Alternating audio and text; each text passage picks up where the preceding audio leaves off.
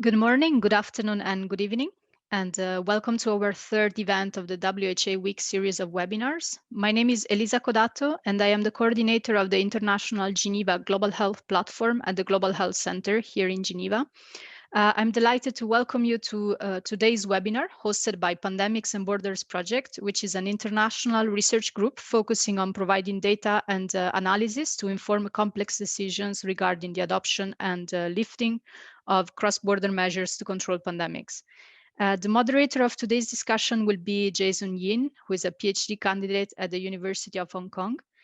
His research focuses on infodemiology and how different forms of social data can be used to understand and manage pandemics. One more thing before I give the floor to Jason for him to introduce the topic of today's discussion is to please post your questions to the panelists in the Q&A box and then use the chat to interact with other participants or to post comments. I will now give the floor to Jason Yin to introduce the topic and the panelists, and I hope you enjoy today's conversation. Jason, the floor is yours. All right, thank you, Elisa. So hi, everyone, my name is Jason, and first of all, I'd just like to thank the Global Health Center at the Graduate Institute in Geneva for having us. We actually have a very big panel today to discuss the topic. So as you can see from the screen, the topic is looking at COVID-19 and cross-border health measures. Lessons learned, so looking what has been, and critical questions for the future of the international health regulations, or IHRs. So looking or speculating at maybe what should be. So of course, this issue is very complex and multifaceted. And to reflect that, we have a very, very diverse group of panelists here today. So I'll spend the next 2 minutes just to introduce them and their areas of expertise.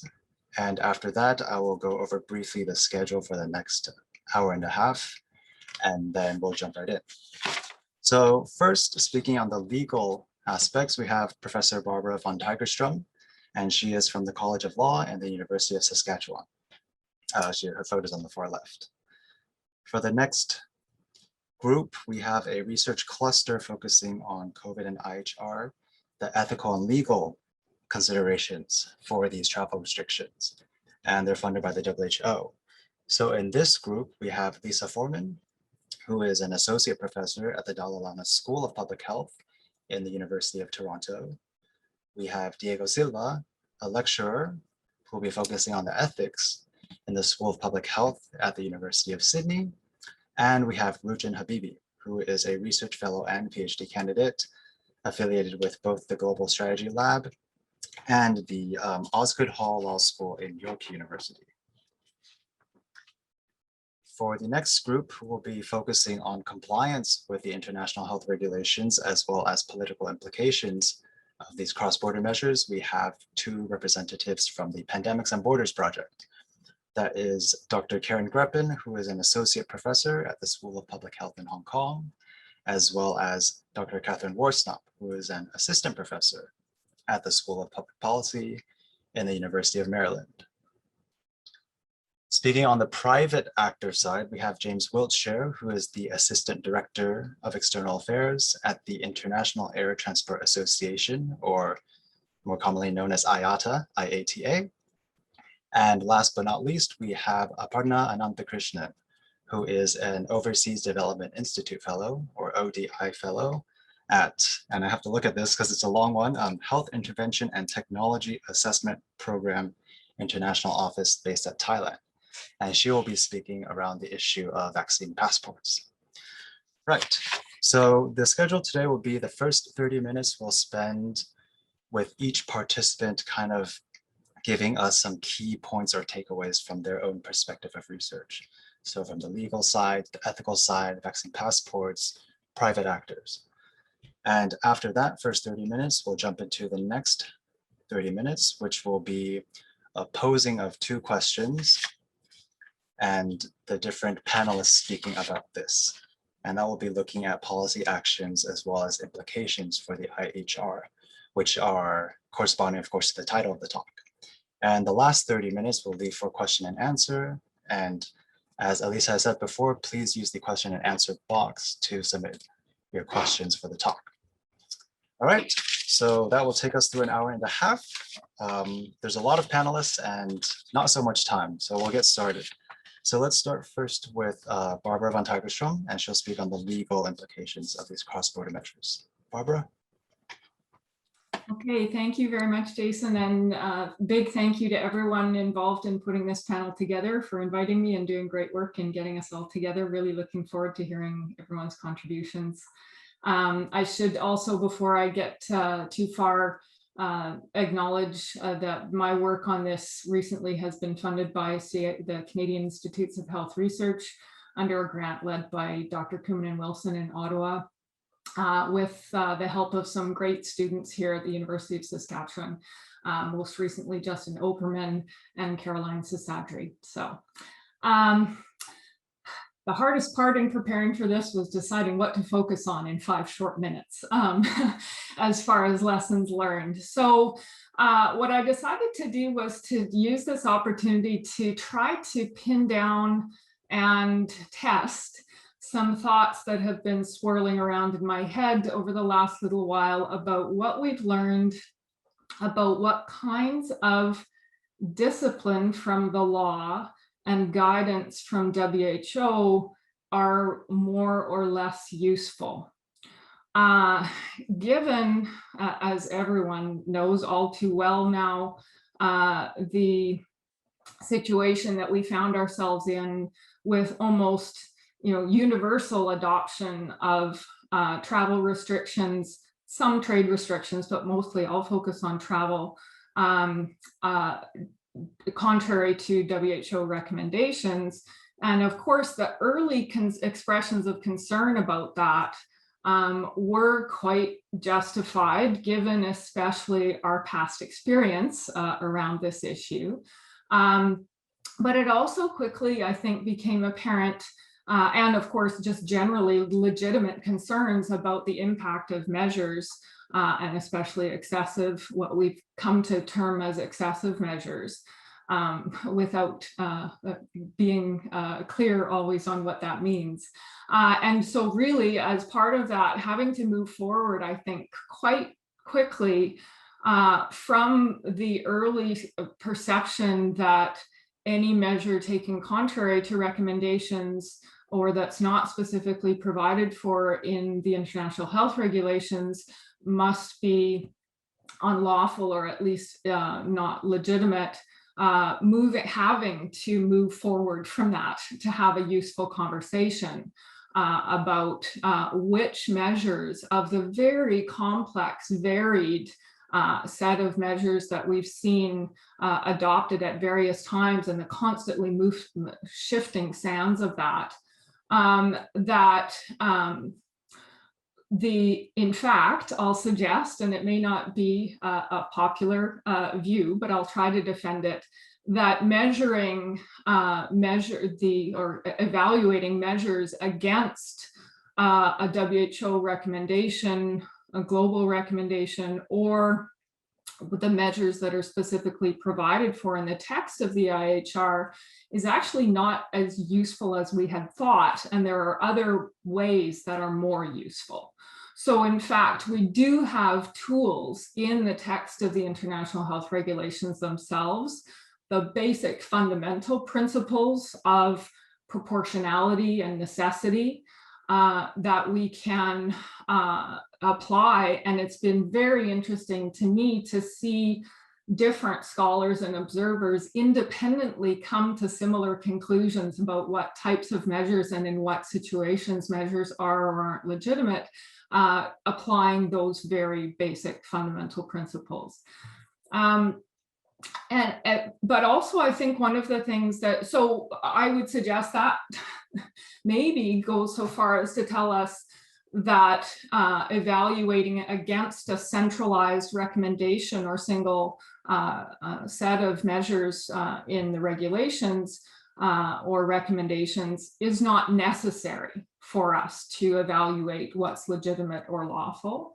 And it's also less useful than we had thought, or many of us at least may have previously thought, because as we've seen, both the the scope of different types of measures and the ways that they can be implemented is so varied. And some people on this panel and their team have done great work on this, on the typology of all this, trying to make sense of the universe of different types of measures, but also the circumstances of member states are so varied that the idea that we could come up with a single uniform set of recommendations is, especially when things are moving so quickly and we need to make quick decisions.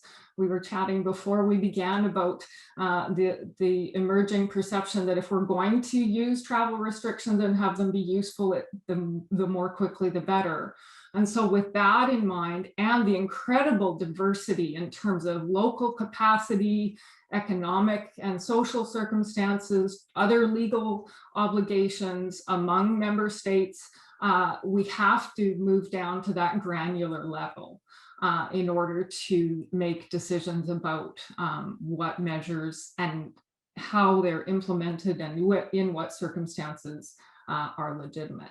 And so that, I think, will give us some lessons if once we move forward into the conversation about possible revisions to the legal framework. So we can maybe come back to that.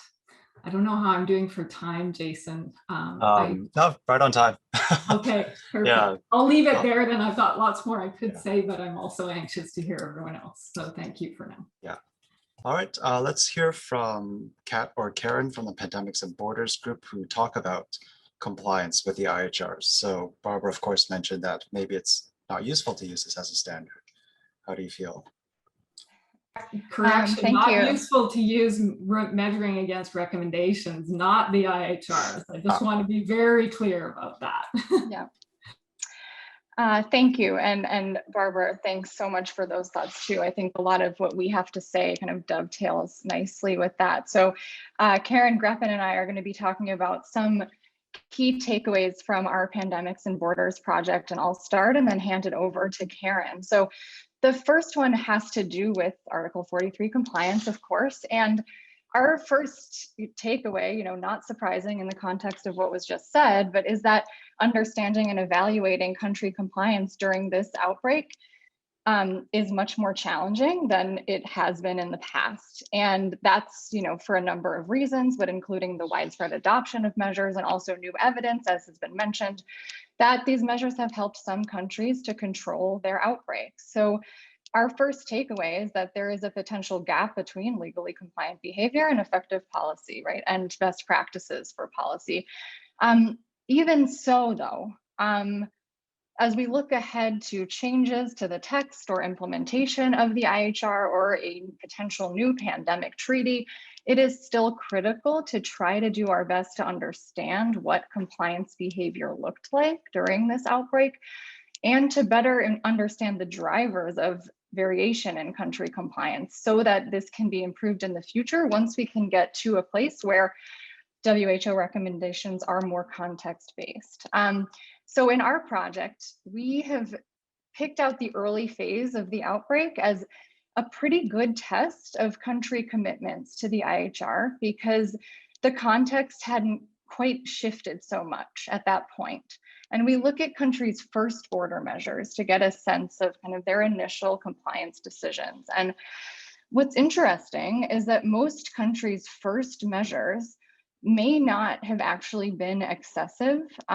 Most of them included advice, warning, some screening. What happens is that we see an erosion over time. By the first few weeks of February, by the end of the early phase of the outbreak, which we're cutting off at the end of February before WHO kind of softened its advice on this, more than half of states had adopted measures that were more restrictive than WHO recommendations and thus were potentially non-compliant with commitments to the IHR. And this is, of course, a much higher percentage than we've seen in the past. What we're doing next is kind of using this strategy by focusing on the beginning of the outbreak to look at variation across states and over time, and in particular, how public health considerations and international and domestic political factors interacted to shape variation in behavior. We really need to know kind of the answer to that interaction, or one answer, one approach to that interaction in order to improve country behavior in the future. But our second takeaway has to do with the meaning and purpose of compliance. This exercise of examining border policies in the early phase reveals that thinking about country behavior in terms of compliance does not necessarily capture kind of three key things that we should really care about. So first is that compliance and non-compliance does not capture the full extent of variation in policies that states were actually adopting at the border. And it's not necessarily aligned with the dual purpose of the IHR to protect public health and minimize interference in international traffic. So on the one hand, some compliant measures interfere more in international traffic than non-compliant measures. So for instance, government travel advice and warnings, these are clearly compliant from the perspective of the IHR. However, they may significantly interfere in traffic through deterrence. Maybe more so than some non-compliant measures that restrict or prevent traffic. Then on the other hand, compliance is not necessarily aligned with what we're learning about best practices for border measures at the outset of an outbreak of an unknown virus. And Karen Greppin is going to talk more on this in a second. But we need better clarity on what the IHR actually are aiming to achieve when it comes to cross-border measures. And what counts as compliance really needs to be aligned with that aim going forward. So I'll turn it over to Karen to talk more about how we're thinking about effectiveness and evidence at this point. So thanks, Kat. As she said, as part of the Pandemics and Borders project, we've been looking at various aspects of evidence and effectiveness and how this fits into a broader discussion of what it means for the IHRs. And so our third takeaway that we have from our project that we think is relevant here is basically what have we learned around effectiveness. Although at the beginning of the pandemic, there was definitely a strong narrative that suggested that quote unquote travel measures don't work, it is very clear that COVID has challenged us so much to the point that we really need to be able to keep an open mind about what we even mean by effectiveness in the context of an emerging infectious disease. In the case of COVID, I can say without a doubt that travel measures have been effective in various contexts. And for some countries, they have been a critical component of their national infectious disease response. Although it's true that measures implemented early tend to work better than measures implemented later, what is also true is that measures can play an important role throughout a pandemic. We've never really tested them in the context of a true pandemic, to the point that today, many of the countries that have really strong and effective travel border measures in place, many of them are very reluctant to get rid of them. And we've also seen a lot of countries that had not adopted a lot of measures early on in the pandemic, increasing the way in which they're managing their border to the point where we're actually seeing stronger measures in some cases around the world today than in the past. So travel measures in terms of their effectiveness need to be rethought in terms of the full scope of what they can be doing in the context of a pandemic. But at the same time, I think it's really clear that travel measures are potentially necessary, but they're not sufficient to control an outbreak. So it's not sufficient to just have strong travel measures in place. One also needs a strong national response, public health response to the pandemic. It can't just be one or the other. And that brings us to I think what is our fourth takeaway, and really what do we mean by evidence? What do we mean by effectiveness in the context of a novel infectious disease outbreak? The IHR mentions the role of evidence, that there needs to be evidence of their effectiveness if countries are to adopt additional travel measures that are not necessarily that are above and beyond the WHO's recommendations. But we really question, what does that mean when we're looking at an infectious disease outbreak that we don't know? It's very difficult in the early phases of an infectious disease outbreak to know what we do and do not know. There's a risk that we begin to think that this infectious disease is going to look like something we've seen in the past. And so in the case of COVID, we really drew a lot of lessons from, say, influenza, and that was probably not the right way of thinking about this disease because it is quite different.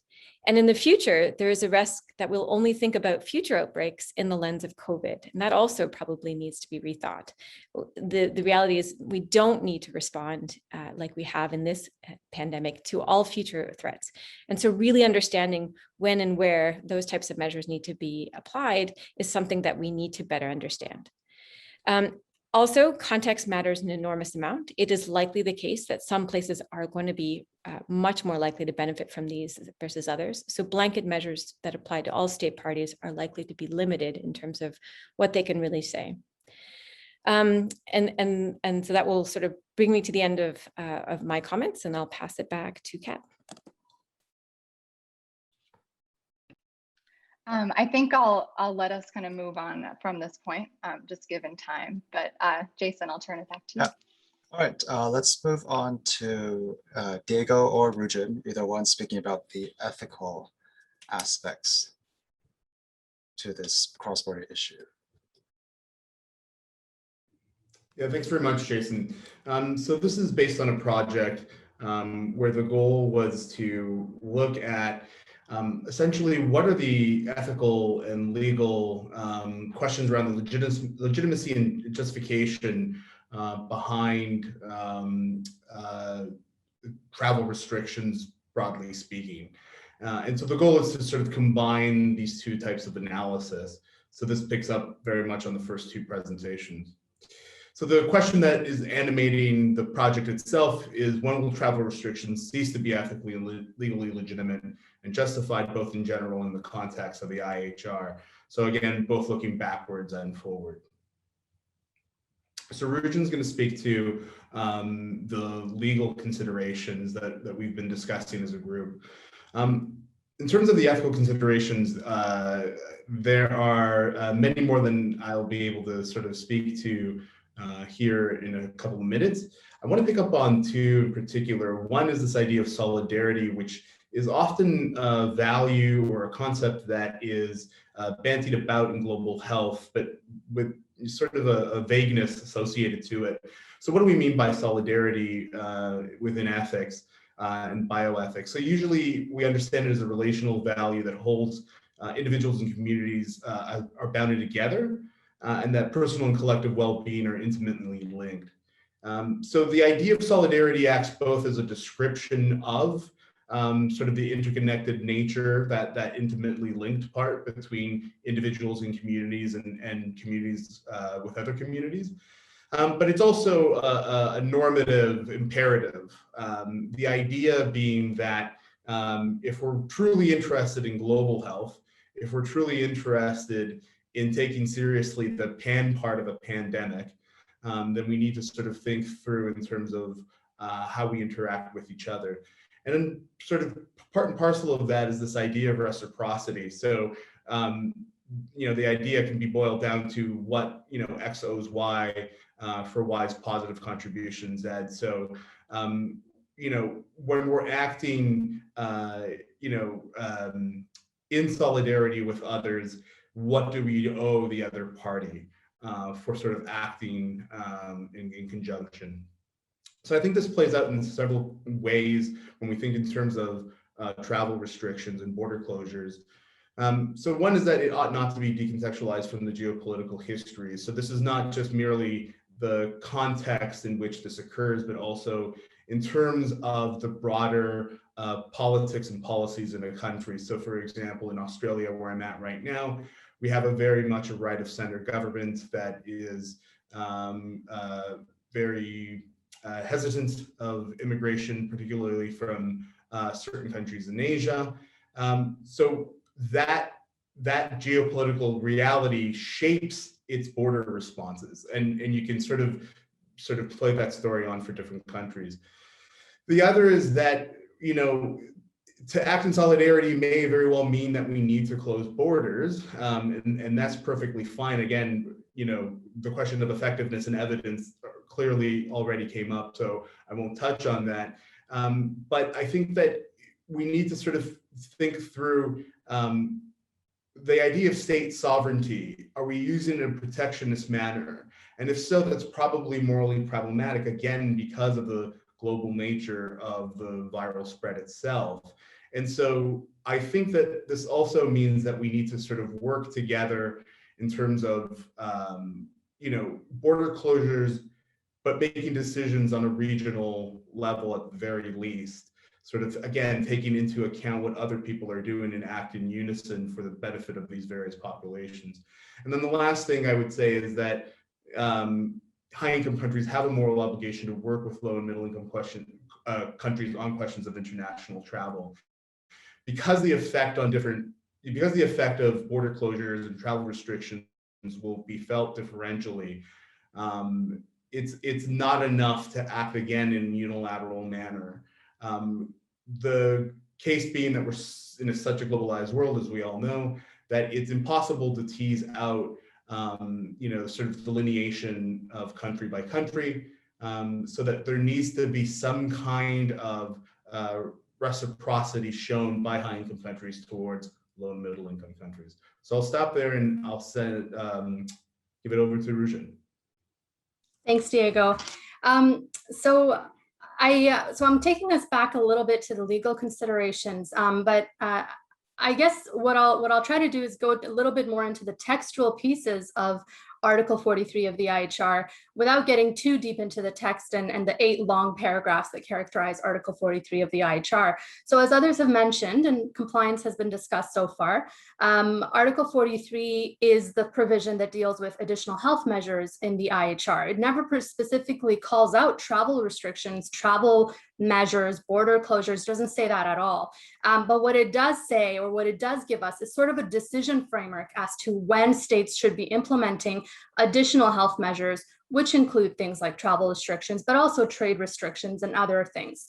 And so the diagram that you see on your right-hand side, or well, my right-hand side, is essentially, it's a schematic of the decision framework of Article 43 of the IHR. And this was developed by consensus among 16 scholars of public international law who specialize in global health, so global health law scholars. This work was published in a consensus statement that's available online. We call it the Stellenbosch Consensus Statement, and this was completed in April 2019, yeah, so just before COVID hit. And so a lot of the interpretation of that diagram comes from past outbreaks that we had gone through, and as others have mentioned, looking to H1N1, Ebola, during which the use of travel restrictions was not as effective and did not seem to be as effective in controlling the outbreak or containing the outbreak from growing into a pandemic.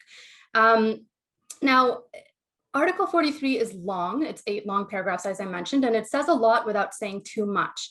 And that's why we needed consensus among 16 scholars of global health law. But in a gist, Article 43 centers and it goes back to the purpose of the IHR, which is to provide a robust public health response while also avoiding unnecessary interference with international traffic and trade.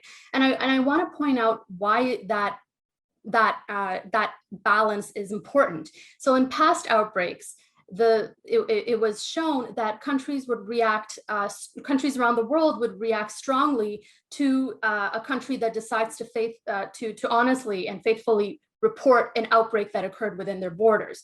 Countries that had those kinds of reactions to an affected country ended up crippling the economy of that country and also affecting the ability of citizens from the affected country to travel and go abroad.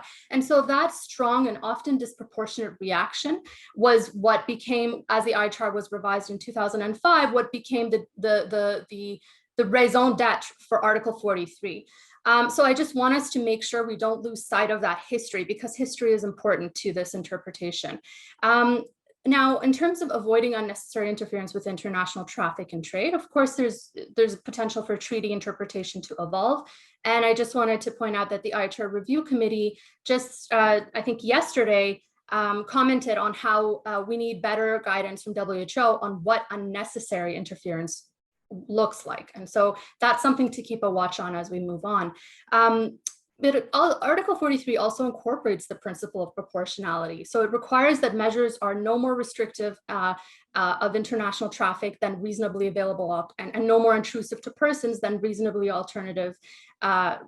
available alternatives. And so crucial to determining what reasonably available alternatives are is the science. And Article 43 also harkens back to the science. So it calls on states to look at scientific principles and available, and the key word here is available, scientific evidence when determining whether they should implement travel measures in response, or additional health measures in response to an outbreak. And I just, you know, as the evidence is evolving, I want to make a plug for continuing this important work that Kat, Karen, and others are undertaking as to looking at when travel restrictions work, under what conditions, for how long, in a package with what other non-pharmaceutical interventions. I think all of that data and all of that information is going to be really important to interpreting Article 43 of the IHR and moving forward to reforming Article 43 of the IHR. Article 43 is a very interesting provision because it includes that reference to scientific evidence. And what that means is that it has sort of a built-in mechanism to evolve.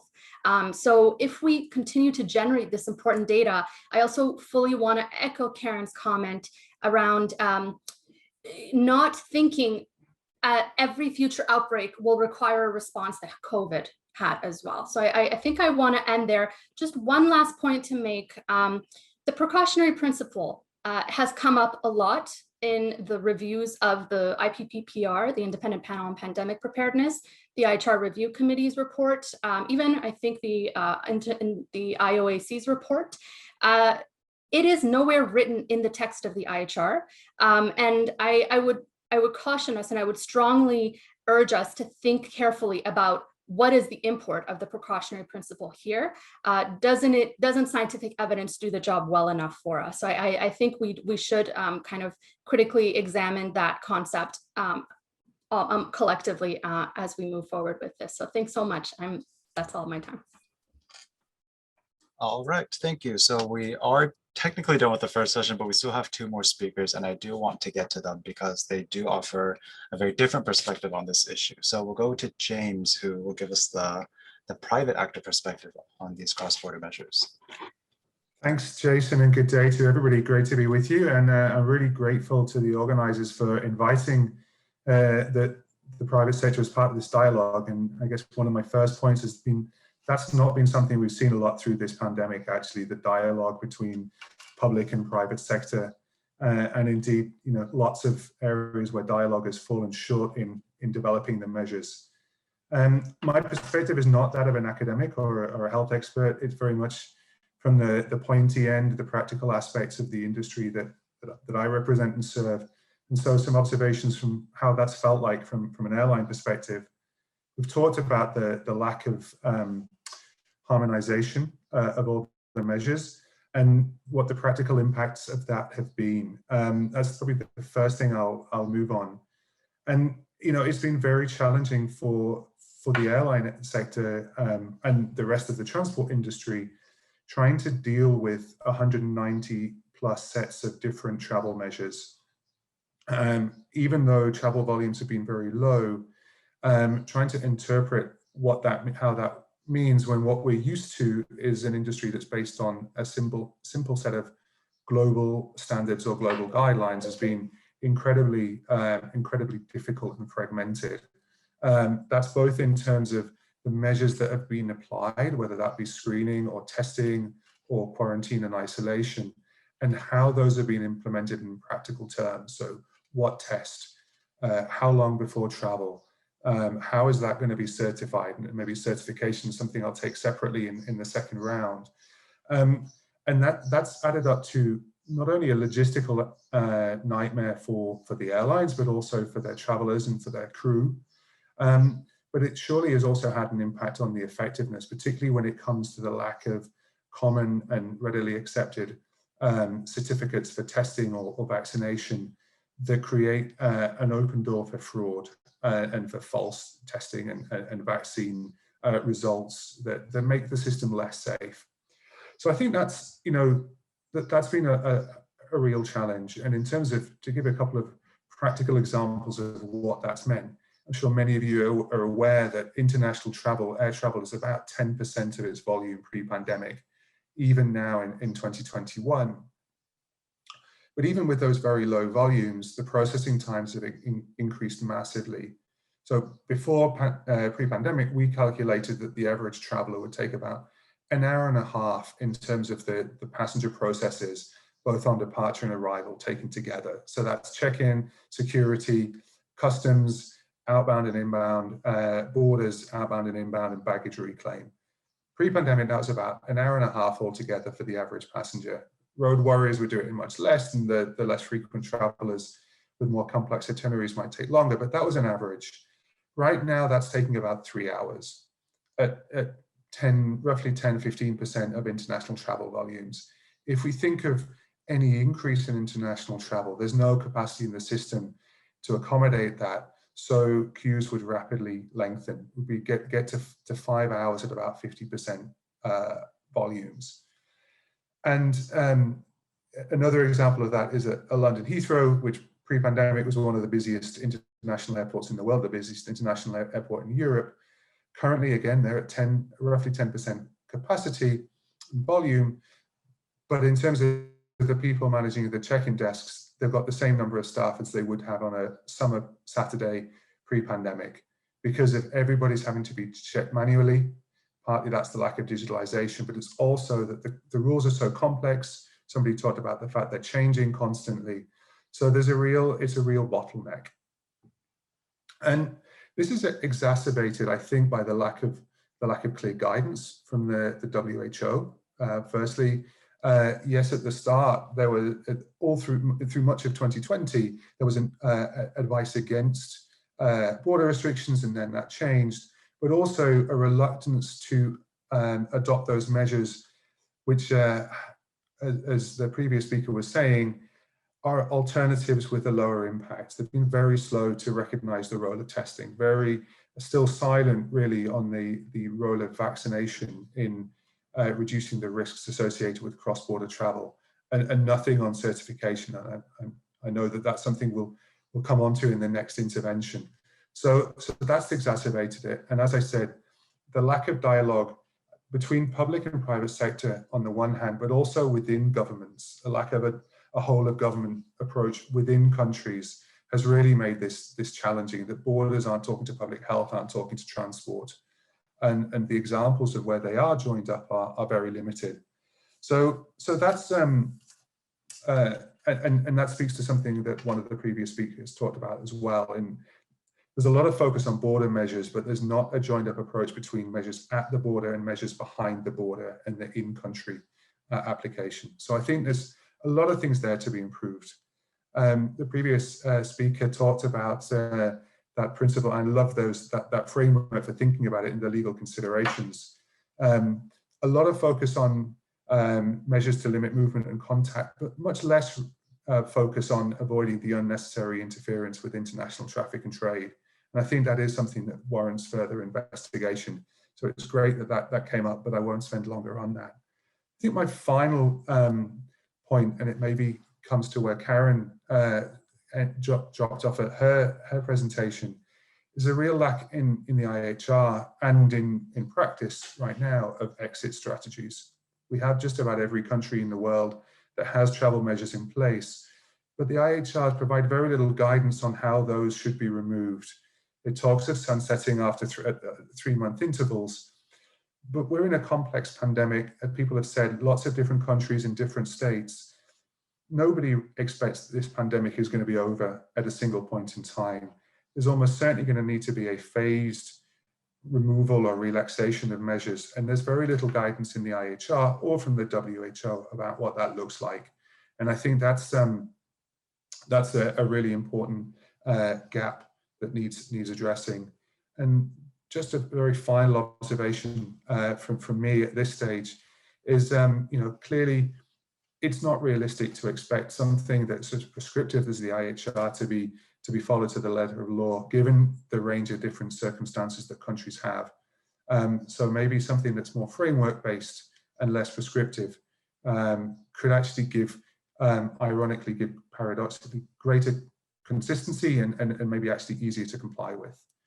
So some opening reflections from me. I'm going to pause there and hand back to you, Jason. Thank you very much. All right, thank you, James. So our last speaker, Aparna, who maybe can speak a bit about the difficulties of, how things open up, who will speak on vaccine passports. So I'll pass it to Aparna. Yeah, thanks, Jason. And really great to be on such a spectacular panel. I think a lot of the points that have been alluded to, especially I think picking up on Rujan's point about the necessity for scientific evidence to sort of be our guide through this whole thing, especially given how novel everything has been so far and how dynamic the situation has been, I think has also left us a little bit scattered in how we might be looking at the idea of vaccine passports. So just before I begin, in terms of HITAP's role, to say we are a research institution based within the Ministry of Public Health in Thailand, and a lot of our work has been in terms of using evidence to inform health policy. And over the last year with the pandemic, we've been working with the government to do rapid reviews of policy questions that are of interest to the government, and one of them has been on vaccine passports. So we've had a lot of political interest on this. As some of you might know here, Thailand has gone into a strict border closures very early on last year in March, and those are yet to be lifted. I mean, everyone knows this, but also Thailand is a really great holiday destination, one that benefits a lot from visitors in terms of what it means for their GDP and for otherwise economic livelihoods for many people across the country. So this is something that we are quite concerned with, and also particularly concerned because of the local outbreaks that are happening now and what that might mean in terms of their opening up. So just to talk a little bit about our work itself, we are looking a lot to see if we can have a collaborative regional approach in the way we think about vaccine passports, at least in the ASEAN or more necessarily in the global south. And to do that, we have brought together 10 different countries that work with us, as well as an advisory group of international members, multidisciplinary, I think alluding to James's point earlier about how those dialogues between health and non-health actors for this one is so essential as we consider exiting in some fashion. But more importantly, in terms of seeing what a vaccine passport might look like, what are the data requirements that we want inside a document of this kind, and more generally, what guiding principles might be applicable if in case we were to look at this either nationally in terms of domestic opening or regionally in terms of what this might mean for some countries in the ASEAN and beyond. So we are doing this with bringing together working groups and advisory groups, but also doing surveys with the public to sort of understand what this might mean to them. And I know that we have probably spoken about this a little bit earlier. There is varying levels of risk that I think in a microcosm we are all willing to take, and at macro level countries are willing to take, or in the case of Thailand, even domestic provinces. A lot of the travel restrictions have changed from one province to another, which has also made things kind of complicated in terms of thinking about a holistic strategy. And the other aspect that I would like to mention is that we are setting this within an idea of an impact assessment. We want to be able to quantify the benefits and costs of being able to use an instrument of this kind, given that we have so many clinical uncertainties in terms of what these vaccines mean, what variants mean. For reference, I'm in India right now. We have been well known across the world for having a new variant, and this has effectively had us suddenly banned from a lot of countries that we were allowed to go to. So I think just the idea that all of these things are dynamically changing, and to be able to have a framework that will then be able to feed into these changes that are happening and be able to inform local policies is what we think is really important. So we are trying to look at the benefits and costs in terms of the baseline vaccine efficacy and coverage, as well as local infection rates, variants, and then trying to see what the willingness of people is to travel, what it would mean if in case countries had sudden outbreaks, how they would manage that, and sort of doing this with an overarching framework. We are doing this right now with Thailand and Singapore as a pilot model to see if it works bilaterally, and then possibly being able to use this to guide our decisions on whether we want to be able to use these instruments or not. The last thing I think is things we have spoken about and with James as well, to talk about the necessity to have multidisciplinary collaborations and to bring together, to have a space where people can come together to talk about this issue, because as we know, vaccine passports have been sort of a really difficult topic to understand. People have really strong opinions about whether they'd want to have it, what the common term would be. Would it be passports or certificates? And some of it's considered discriminatory in some countries. So I think this also goes back to the concept of context that we've been talking about a lot. I don't think there is a one size fits all approach with this. And we're seeing that from the simple thing, like what the term of the instrument would be called. I think for my last point really is to say that all of these conversations about vaccine certificates are sort of ensconced within the idea of vaccine equity between all of these countries, especially in the South.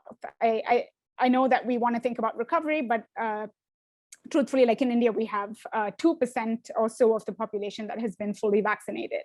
And what this would mean in terms of exacerbating inequalities as we see it, or both within domestically as well as internationally, is a question before we decide to proceed with this. So I think in terms of tying it all together, like it's been discussed before, vaccine passports are just one part of an entire gamut of travel measures that we are talking about, and probably not one that's there to stay in the long term even. So I think we're still considering what it would mean if the disease was to become endemic, and would these passports still hold good? And finally, sort of understanding vaccine passports alongside other things like quarantine measures and non-pharmaceutical interventions that we've spoken about here as well. It's not, and we would like to emphasize, I think, that it is not, we are not looking at this as the solution to open up anything, but as using our impact assessment to be able to monitor and guide our decisions about the other interventions that can sort of support a vaccine passport to be implemented. So maybe I can stop here, and if there's anything else, we can pick it up in the Q&A. Thanks. Okay, all right, thank you. So there seems to be several trends running through the entire thing.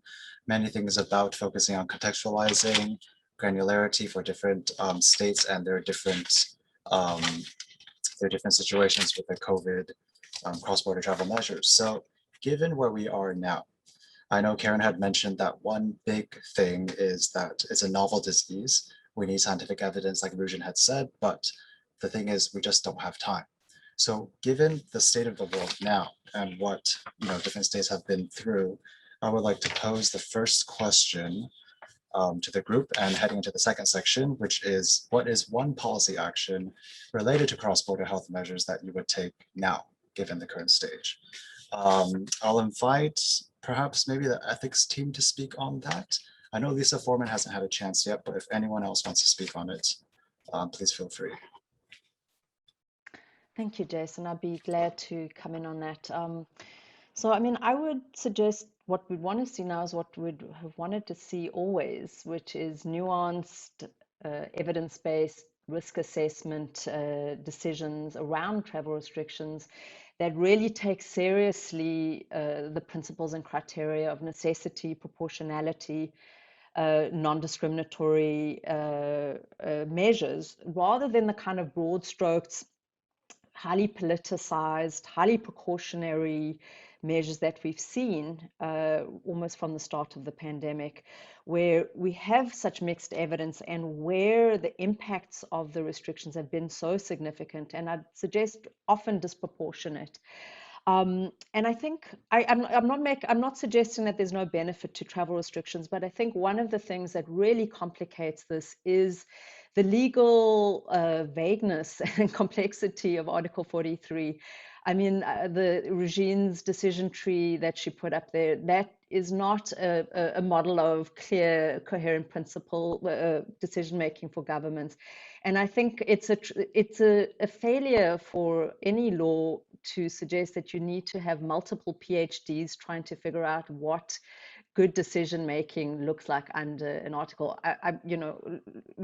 Some degree of conceptual vagueness is inherent in treaty text, but I think what we have with Article 43 goes beyond that, and we really need a far more simplified set of criteria and guidance for states in terms of how they make their decisions.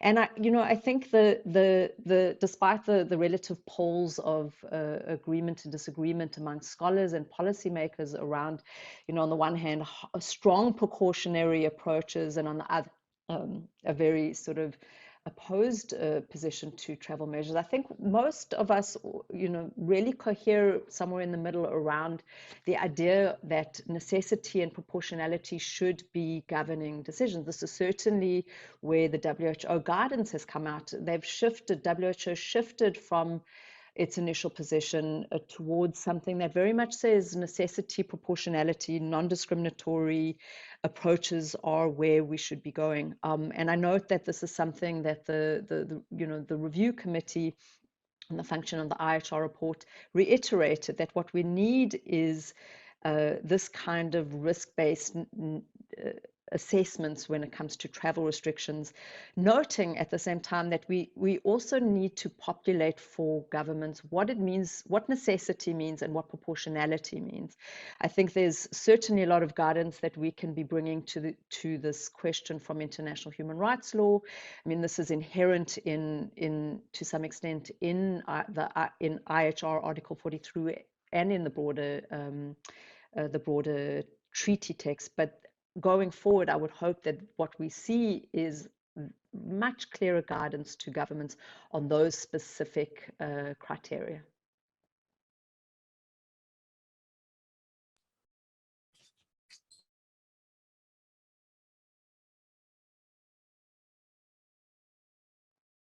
Jason, you're muted. Oh, sorry, I just realized that. Sorry, I thought I clicked unmute. Is there anyone else that would like to speak on that? Perhaps James or Aparna, focusing maybe a bit more on the implementation side. What is one policy action you would like to see now? So I can take that next. Thanks, Jason. I'm going to come back to this issue of certification that Aparna picked up on quite a bit. And I think you can broaden it out from just vaccination to also other status proofs, if you like, for testing validation that a test has happened, or that of prior infection as well. So I think which potentially offers multiple pathways for travel and offers a way around this really important concern of equity. Not just for those people that don't have access to a vaccine because of where they are in the world and where their countries are in their rollout program, but also those people that can't get vaccinated for whatever health reason it might be. So I think it is important to have alternative pathways, but for those to be there to be a trusted framework for proofing those. And on the subject of vaccines, we have 1.6 billion doses that have been jabbed into arms, and we still don't have a consistent way of certifying that. And I've seen in the chat there was a comment about the yellow certificate is used for yellow fever in particular, but in the context of the IHR and Annex 7, that's really where the state requires of all travelers to have that proof of vaccination. And that's not the scenario that we're talking about, because that would be obviously discriminatory. So it isn't something that allows for multiple pathways. If you're vaccinated, then the process is X. But if you're not vaccinated, then take a test or two tests, and whether with some isolation, and prove it this way. So I think this thing is a really big gap in the international health regulations. And it is something that's urgent. So if there is to be an interim solution, which is to enable the use of the yellow card for COVID vaccination, then I think that's something where some clarity would be really important quite quickly, and some guidance to states to do that ad interim while the smart vaccine certificate is being developed. And it's my understanding that smart vaccine certificate project has been widened actually to include testing and proof of recovery, which I think is great in the long term, but it also, that's quite a recent development, and it means it's going to take longer. So I do think that states and travelers need something much sooner. So I think that's an urgent policy area to be addressed right now. Thank you. Jason, if I could just sort of add to James's point as well. I think one policy measure, in spite of sounding a little bit like a broken record, I think is the necessity for data and evidence. And I think we're seeing this even in terms of sort of the next steps forward. The framework that I was talking about understands vaccine certificates, so even larger immunity-based travel instruments that James talked about in terms of what that would mean in terms of entering countries that want to open up for tourism. And I take the example of Thailand which is considering, I think, as many of you might have heard, what is called a sandbox model for the islands of Phuket, where they want people to be able to enter from the 1st of July, actually, if everything goes well, people who are fully vaccinated or people who can come in with a negative RT-PCR test and then sort of enjoy the benefits of being on the island, except that they would have to be quarantined there for about 7 days. I think in line of the recent outbreak, there's been rethinking of this policy and what that would mean locally. But the importance is to see how we can use these certificate-based instruments to be able to calculate reduction or removal of quarantines or the needs for testing, and how we'd be able to do that effectively in ways that would benefit local populations as well as tourists. And one of the things that we are doing is building up that framework that will help identify those thresholds of when you're able to implement those instruments and how. And I think that for all of this to be able to work, like they said, the epidemiological understanding or clinical understanding of vaccines or immunity-based instruments, if we're able to really prove them, what their validity looks like, and how they'll be able to protect against newer variants is sort of very important. And we sort of stress on that evidence being made available for national and regional decision-making on vaccine certificates and related travel instruments in line with other travel measures. Thanks. Okay, all right. Thank you, Aparna. Thank you, James, and thank you, Lisa, on that. So it seems like there's a lot of focus in that sense in terms of how we actually proceed to gradually open up and the kind of very fine implementation and how clunky it actually could possibly get as we move forward. So I want to bring it to the next question, which probably goes into more of the academic side of things, and that's talking about the international health regulations. So I'm going to pose this question to a couple of people that focus more on the legal aspects. And the question is, if you could make one change to the text or the implementation of the international health regulations regarding cross-border health measures, what would it be? So let's pose that to maybe Barbara. We haven't heard from her in a while. Okay, well, some of what I had thought to say has been anticipated by others and will build on what I spoke about previously. One change is difficult because it's a bit of a structural change that I think might be needed, but it's easy to pick on Article 43.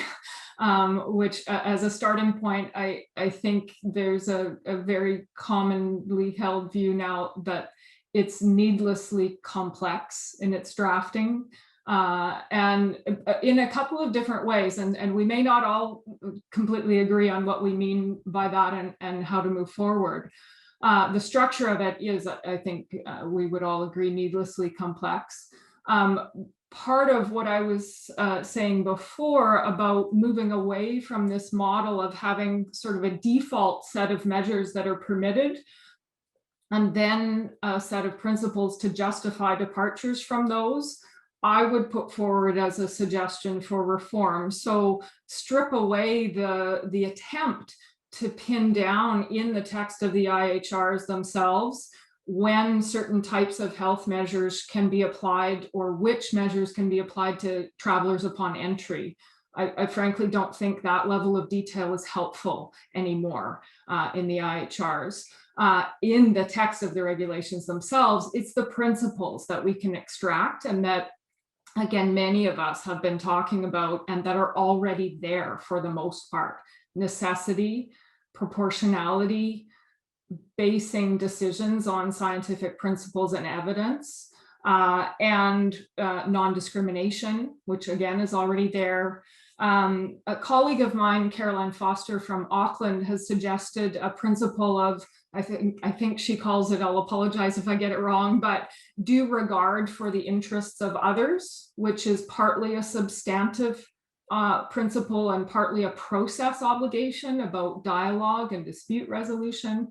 If we boil the basic principles of what we expect from states down, I think it might look something like that package of 4 or 5. Does that mean there's not a useful role for recommendations, for advice? Absolutely not. It's just going to be more flexible, more ad hoc, faster, more adaptable, and focused on the types of issues that James and Aparna have been just speaking about, where we really need harmonization at the detail level for implementation, and then pulling together the best, our best understanding of the evidence at various points in time to inform decisions, make that transparent so that decisions can be made and we can all judge the legitimacy of those according to what's in the text put together with the principles. One last point is just that these principles also, Lisa mentioned, they're in human rights treaties. They're also widely interpreted and discussed in trade agreements. So we have a lot to draw on that's useful. I was frankly surprised to see the suggestion that we need more detail on the interpretation of those principles in the IHRs. Honestly, I don't think that's useful or feasible. And we already have so much of that we can draw on in the interpretation of other agreements. I'll leave it there for now.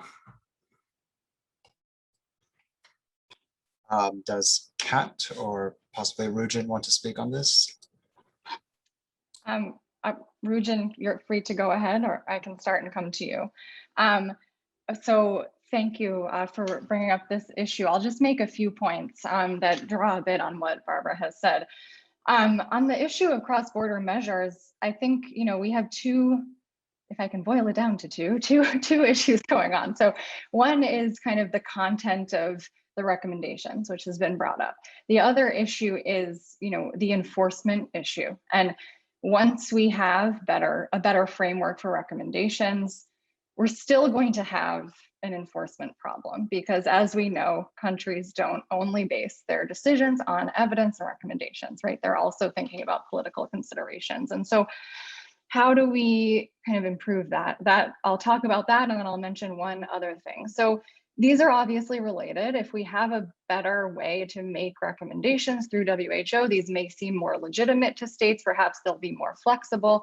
And so states may be more willing to follow them. One way to do that is to kind of draw on some of what's been said already, but moving to more of a process-based approach for compliance with cross-border measures. So, you know, here are the factors that states should be thinking about when they're trying to analyze what is necessary or proportionate. That we need to stop thinking about border measures as isolated from the broader response. They're part of a comprehensive response. Their effectiveness, their necessity is dependent on your domestic response, is dependent on adopting harm mitigation strategies to address some of these discrimination issues. They're dependent on, you know, other contextual factors, including the virus at hand, but other things that are happening in your country, other parts of your, you know, bureaucratic and state capacity that affect the effectiveness of border measures. So maybe more of a process-based framework approach for assessing compliance would be more realistic and more acceptable to countries in some ways. But I also think, you know, clarity in terms of meaning and the text is obviously an issue in the IHR, but, you know, as has been stated, this may never go away. You know, states often intentionally build in vague text to maintain policy flexibility. And so, you know, there should be more of an acceptance of the political nature of outbreak response. And in particular, we really need, I think, a real-time mechanism for both WHO and governments to hash out some of these issues that come up during outbreaks, and to work together, taking into account the technical and political issues that arise with things like vaccine certificates or in general cross-border measures. So more of a real-time mechanism for doing that, I think, would be helpful. And then lastly, you know, it would obviously help to have a transparent incentive system attached to this new approach to compliance. If there is a more legitimate way to structure compliance, perhaps through process or a set of factors that countries should consider, states may be more willing to commit to an incentive system. So those are kind of the three things I would say in terms of border measures. The other thing is that there are many coordination issues that we've confronted that the IHR just don't address. And this is an issue. Two of these, I'm sure everyone is familiar with, so PPE and vaccine distribution, for instance. These trade issues are not covered under the IHR, really, and they're central to kind of undermining the global response right now. That, I think, needs to be considered as a broader issue going forward. So, Rujan, sorry, I'll hand it to you. Well, I don't have much to add on top of what's already been said. I think it's been, I mean, I agree fully with a process-based approach. I'm actually writing right now with a few other authors a kind of if we had the ability to implement a dispute resolution mechanism in the IHR, what would that look like? And it would look something like a mechanism that's both flexible and rapid and can respond quickly to the outbreaks that take place within hours or days, but also a longer term system which allows for thorough examination and after action review of decisions that were taken during outbreaks. I think one of the key things that the IHR article, like if, a very operational thing that I could ask to change in our Article 43 would be transparency of the decisions taken, the public health rationales provided. I think having that, as opposed to relying on media reports, as opposed to relying on what's published by the WHO every now and then on their website, having a kind of a systematic database where every country reports what measures they're taking, why they're taking them. I think that would be really useful to researchers to develop kind of benchmarks around what is effective and why. So that would be one operational thing that I think we could easily implement in Article 43 moving forward if IHR were to be revised. All right, is there anyone else that would like to speak on that question? If not, we'll open it up to the audience. All right, so we have a few questions here, and I'll just read this one based on the most upvotes. And I think it does speak a bit about the question I previously asked, and I will read it verbatim here. So the question is, in your view, do the IHRs provide sufficient flexibility to states to implement the precautionary principle? So bringing back this idea of precautionary principle, which I believe Rujan touched upon. And if not, what changes should be made in order to implement the precautionary principle? I'll open it up to the panel.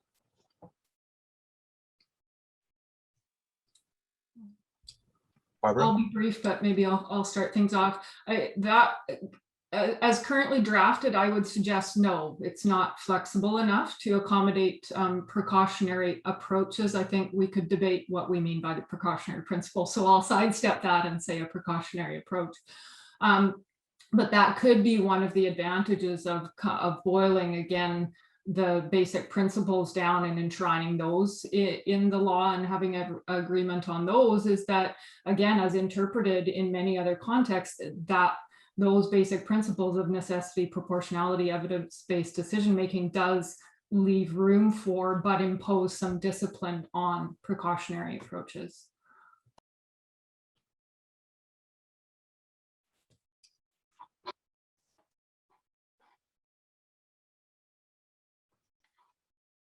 Anyone else would like to speak on that? Thanks for that, Barbara. Yeah, I'll add, I think that there's extremely narrow, very narrow band of context in which a precautionary approach might be useful. I mean, I think that one of the essential challenges with the IHR text and the emergence of a novel pathogen is that reliance on scientific evidence for decision making is so difficult. And the fallback, obviously built into Article 43, is that the reliance should be on WHO guidance. And that still could bridge the gap here to the extent that states are willing to listen to the WHO. But I note that the recommendations that are coming out of the multiple reviews are that if there is room for the precautionary principle, again, it should be highly, highly constrained by all of these principles of necessity, proportionality, non-discriminatory approaches. And that's not, I don't want to kind of sidestep it, because I'm not putting the principles up as a way to avoid really making difficult decisions. But what we have here are principles and criteria. And so that would be the context in which we could say there's maybe the slightest glimmer of light in which there might be space for a precautionary approach, but it would have to be highly, highly constrained. I mean, the risk here is that COVID, which is clearly a highly exceptional health crisis, is used as a general rule for all other disease outbreaks. And I think that would be a terrible outcome. So just speaking briefly on the WHO guidance, there's another question in the audience from Benjamin Meyer. And he says here, given that the appropriateness of travel restrictions is now seen as highly dependent on the specific emergency, country, and context, this would seem to prioritize specific WHO guidance over global IHR standards. So the question here is, how can revisions of global health law strengthen the authority of these WHO recommendations and accountability for the state adherence to these WHO guidances?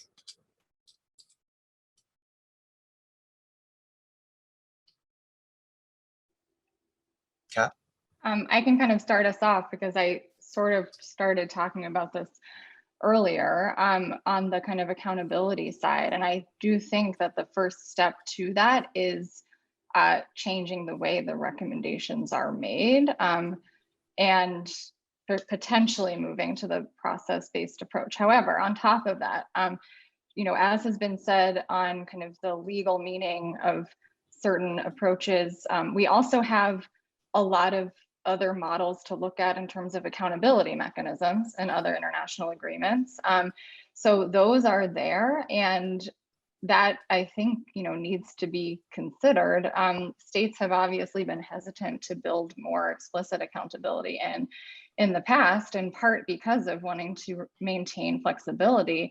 But if there was some assurance that there is room for flexibility in the future, then there may be more ability to build an incentive structure in. And in my view, it should be more attached to positive rewards for you know, good behavior than punishment for bad behavior, because one, I don't think, you know, WHO would be happy to take on a punishment role. On the other hand, I think attaching positive incentives to good behavior is more in line with kind of what we all would want to see as a part of an effective response. So that could be like, you know, ranging from some kind of rating system to just getting, you know, help or assistance during an outbreak, or, you know, potentially attaching good behavior to, you know, special access to aid for, you know, certain things that a country might be interested in. But there needs to be kind of more acceptance that just better recommendations alone is not going to solve the issue. And that may be okay. That may be the best that we can do. However, it won't solve the whole problem. So either there needs to be a more explicit incentive structure built in, or some outside actor or a motivated country could take on this themselves and give out, you know, benefits, right, or rewards themselves. I don't see that as likely, because even past, when, say, the US has been the target of restrictions, they haven't really been willing to punish countries strongly. So I think it needs to be more of a kind of system that's baked into the IHR itself. Thanks for that, Kat.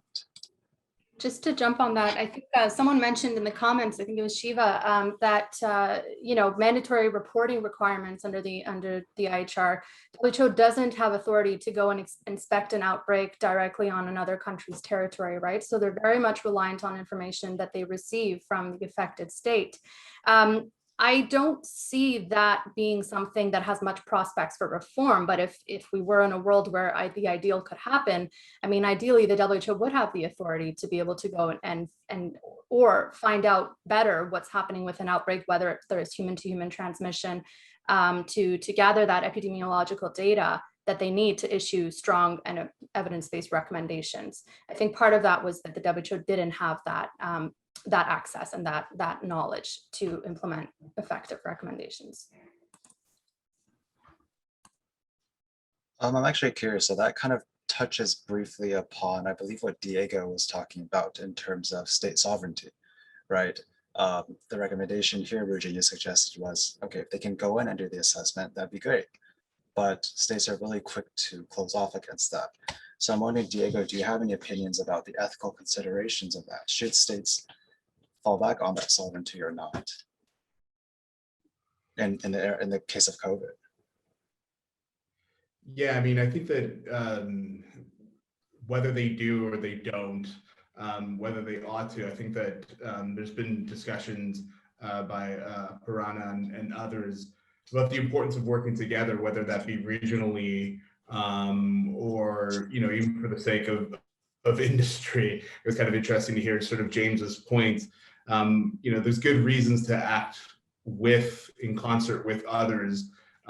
One is that it's probably the best, you will get the best results and it's the best thing to do, but also sort of there's this instrumental benefits. So this is, I think, where there's sort of the ethics and the instrumentality kind of like, you know, dovetail a little bit.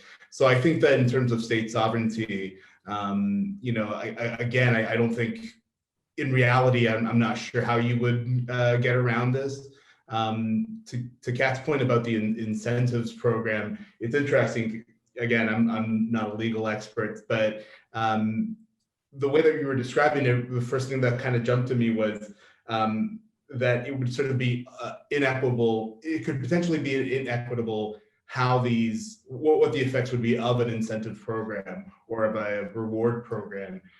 Countries such as the US or China would care not a lick about whether they are giving gold stars to adhere to the IHR or not. It would be low and middle income countries, it would be the global South that would feel the pressure to be, you know, have a good rating if it's a rating system or whatever the case might be.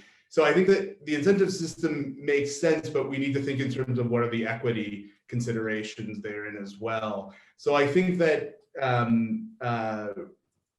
when we think in terms of precaution or risk, when we think in terms of acting in solidarity, I think we also need to, or acting sort of in concert with other countries in the region, we need to think through the distribution of benefits or burdens. So there is an imperative of justice there, front and center, that I think we haven't discussed, but it sort of underpins a lot of the discussions that we've been having.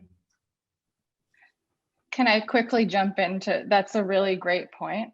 Thank you for raising that. I think that's exactly why you need to think about that, and also think through like the different reasons why different countries, different types of countries might be motivated to follow or not these guidelines, right? And some are going to be more structured by an incentive system.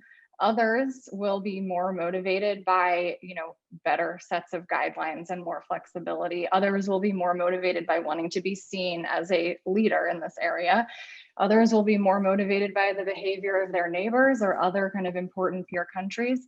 And others, you know, like some you mentioned, you know, the US in particular, you know, may, and others will need to be kind of brought in to buy in more to this process to hopefully encourage other countries to do the same in the future.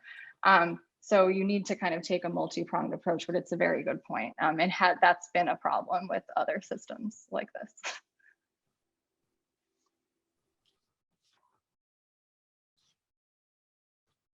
And so leading on from that, then what do you think? Maybe I'll address it to the private people or the people working on the vaccine passports. the roles and responsibilities of private actors in that process when it comes to these cross-border health measures.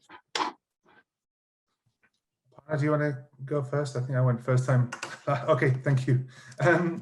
In terms of responsibilities of private actors, I think for me, just two reflections. One, I think there's responsibility on both sides. I think public and private sector, it's really clear that there isn't a strong relationship there. And I think that's something it's beholden on both public and private sector to work better together going forward. And my guess is that the best time to build a relationship isn't when you most need it. It's actually in the good times. And so I think in the post-pandemic phase, it's something that we'll really need to work on good collaborative structures within public sector organizations and between public and private. I think, those are the relationships and the structures you fall back on when you really need them. So I think there's a common responsibility there. It's the softer side. It's not codified in the rule book at all, but I think it just makes it work. Because my guess is that most countries are essentially benevolent and they want to do the right thing. It's not that they want to be non-compliant or whatever with the IHR. They're motivated by wanting to do the right thing. Ditto the private sector, and I think we can work together on that. So I think that's something, and the points we made about greater transparency, I think, are really important to that as well. I think it facilitates that dialogue. If I can just come back to something that Kat said as well, because you talked about the trade restrictions, Kat, that we haven't touched on so much, particularly as they affect the vaccine distribution and PPE. And just to say that, in air transport, they meet, because under the floor of the plane, it's often carrying the vaccine. And honestly, it's one of the things that's given me most pride when I wake up and put the TV on and there's a plane landed with a shipment from COVAX going into a country. That's inspirational stuff. That's why I get up in the morning. So those travel restrictions as they pertain to crew and also to seafaring crew as well, because there have been huge challenges for seafarers in COVID as well. There's also a link there. So, and we need to think of not travel here and with the one hand and trade on the other. They often meet together because trade needs to be transported around the world. And of course, I think that the final part of this that we need to sort of think about is the public health impacts of the travel and trade restrictions. There's a feedback loop here as well that I think really hasn't been considered at all. Thank you. And I went a bit off topic there, but thanks anyway, Jason.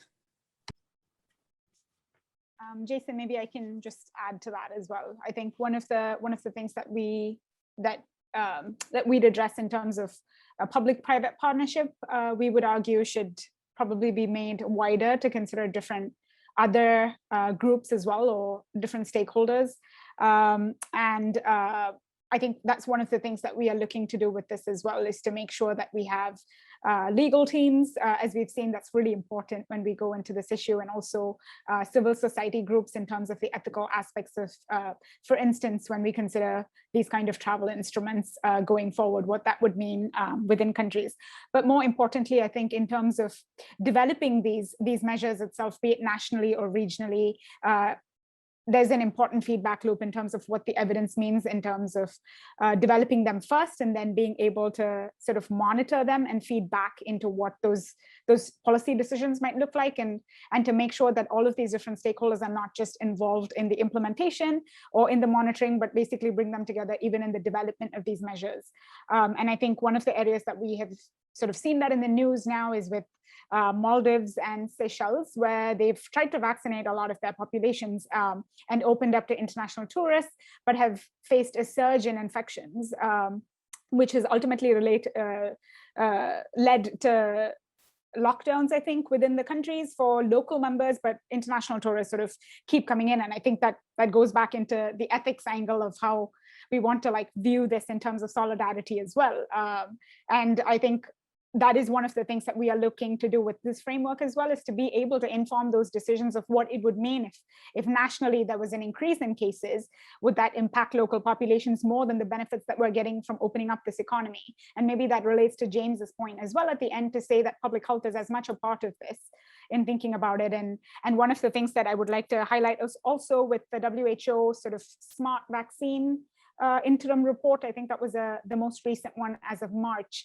A lot of key design principles laid out, talked about privacy and ethics and all of the other issues which come with these instruments itself. But one of the things that we would like to build on using our own initiative is to consider public health to be one of those key design principles as well. So you want to be able to make sure that you're able to balance economic and public health decisions going forward.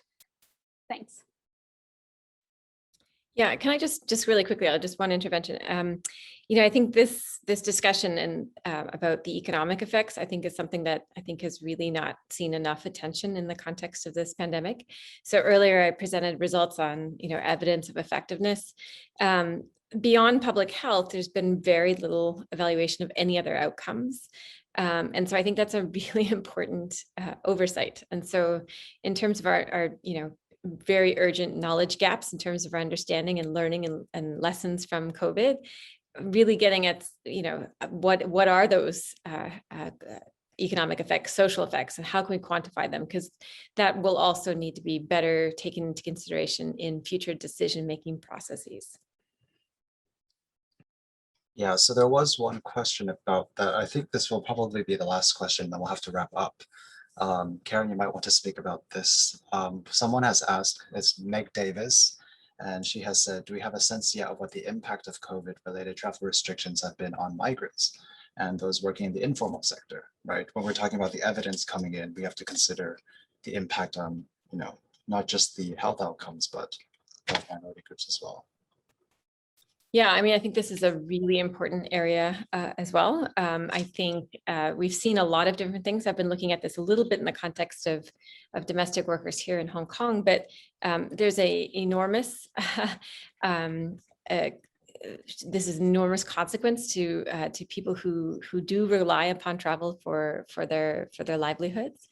We haven't seen as much of a decline as anticipated with regards to remittances as we would have thought, largely because a lot of people end up getting trapped and stuck in places.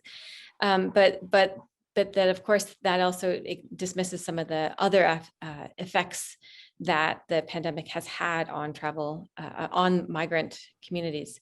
And so again, we need to really think through what some of these other consequences are beyond just the public health effects, and to really document and understand them is a really important priority. Jason, if I could come in. Sorry. Yes. Go ahead, Lisa. I'll go after you. Thank you, Aparna.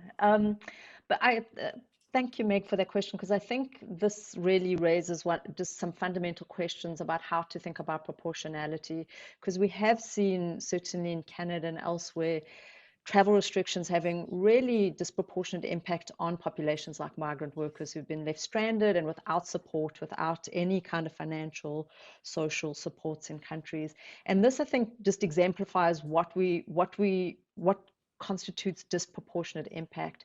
And I think, just to draw it back to sort of the question that was raised earlier around trade in essential goods, that's, when we're thinking about proportionality, we need to be thinking around carve outs, firstly, for what constitutes essential health, social goods, moving across borders, stopping the movement of essential health goods, facilities, workers, essential to COVID or beyond, clearly would constitute a disproportionate restriction.